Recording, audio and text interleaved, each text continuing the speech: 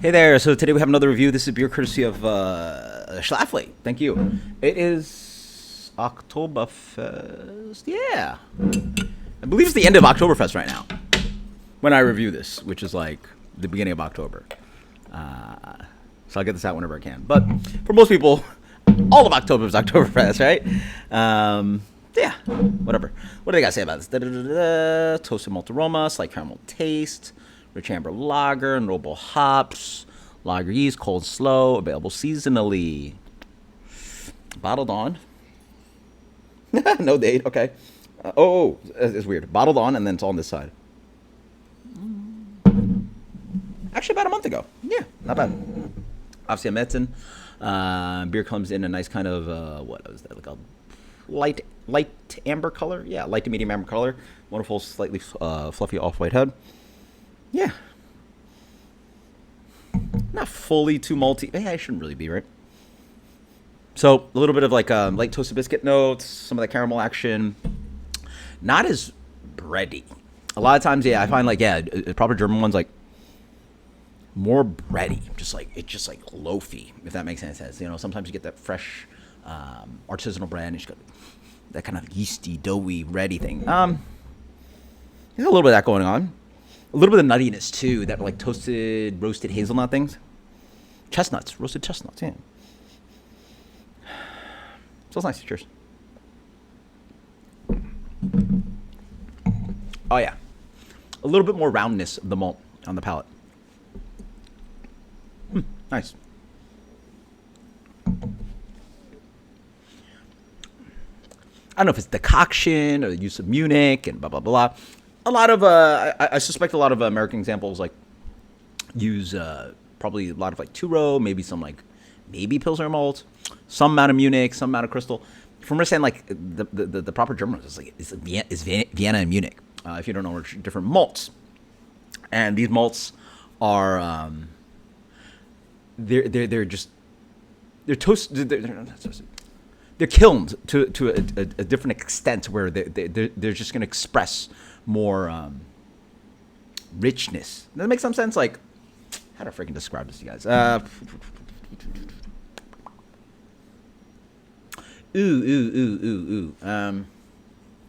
Geez, this is going to be a hard one to sort of describe. How do I freaking describe this? There you go. Okay, that's it. I think that this might be a somewhat apt analogy. You guys can tell me if we can make a better one.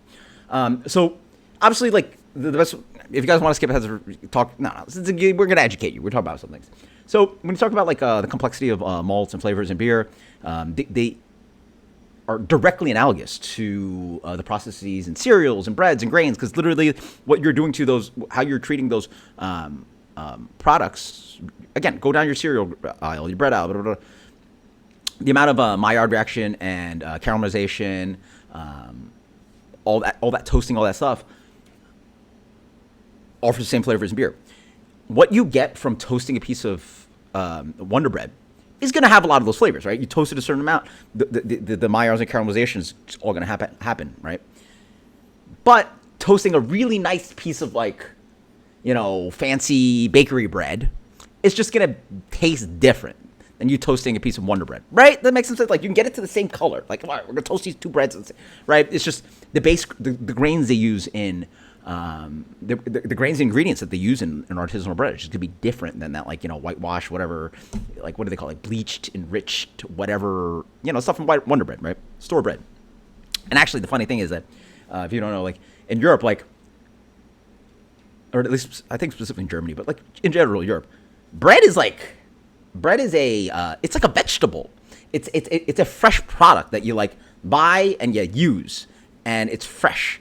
Whereas, like, you know, Americans, we buy bread and fucking, you know, it sits on the counter, you know, right? Like, you know, Europeans think, what the hell? What is this product? Like, it can sit in a bag and just chill out and not get, like, dry and stale, right? Like, very different treatments of bread. And then I understand, like, I think Germans call it, like, toast, right? They use this thing as toast versus bread. You use it for sandwiches, and you eat it with, you know, you eat it differently, like baguette. Like, you can't keep that thing. Like, you buy that thing, if you leave it overnight, it's just going to be stale and garbage, right? So, get a little bit of here. But I do like it's got to be some amount of crystal Munich here. There's a nice like crunchy little bit of like caramel sweetness up front, but the beer is nice and dry. So, not shaming this beer, just going tangent talking about education of like malts and all this BS. So that's what you get with the advanced history on the channel. Yeah, it's actually quite nice because some of these American examples can be too crystal malt forward, where it's like sweet, cloying, and then doesn't really have a nice finish. This one does. After the mid palate, cleans out quite nicely. Get that kind of just beautiful, clean lager fermentation. Also, probably decent, proper, low enough gravity. Dries out quite nicely, and then has a little bit of that noble hop, kind of like earthy, grassy bitterness.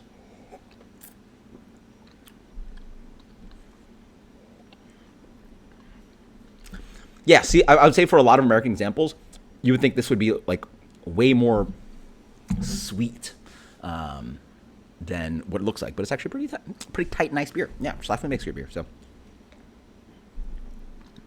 I really like the bitterness behind it too. Nice balance. Cool. This is a good beer.